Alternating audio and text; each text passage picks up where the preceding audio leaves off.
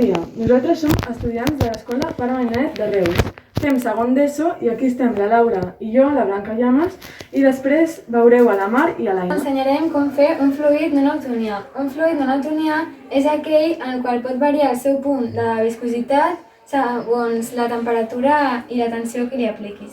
Primer de tot, per realitzar el fluid necessitarem 400 grams de maicena, 33 centilitres de tònica, un bol, una cullera, celo i un retolador permanent de color blau o lila.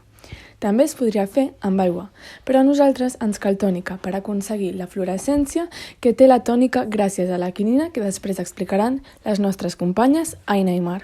Posem els 400 grams al bol i hi afegim la tònica. Ho hem de remenar bé fins que quedi un fluid amb les qualitats que hem anomenat abans. Com podeu veure, es queda sòlid durant uns instants quan l'apretem amb la nostra mà aplicant-li força i quan deixem d'apretar és com si es desfés.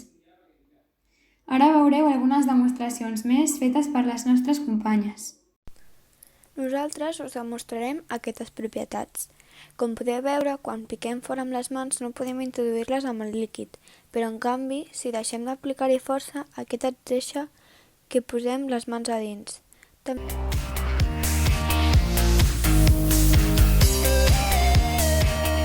podríem dir que actuen com unes arenes movedisses, ja que si posem el nino, aquest s'enfonsa, i si volem treure'l amb molta força, aquest no surt.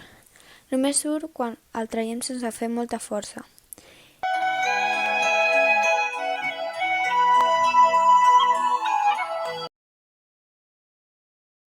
Si apliquem força amb un martell, aquest no s'enfonsa amb el fluid.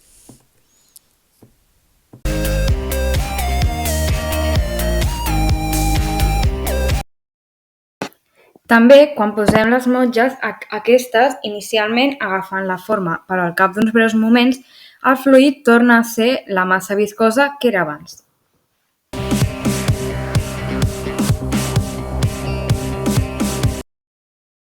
Ara anem a parlar de la fluorescència. Per veure la fluorescència hem de pintar un tros de celo amb el retolador permanent i enganxar-lo al flaix del mòbil. La fluorescència amb la tònica es veu així. Aquesta té més potència. En canvi, en el fluid es veu així. Aquesta perd una mica de la seva potència, però es continua veient. La fluorescència ve de la tònica, ja que aquesta conté la quinina, que li dona aquesta propietat. I fins aquí el nostre experiment. Moltes gràcies per la seva atenció. Espero que us hagi agradat i que hagueu après. Adeu!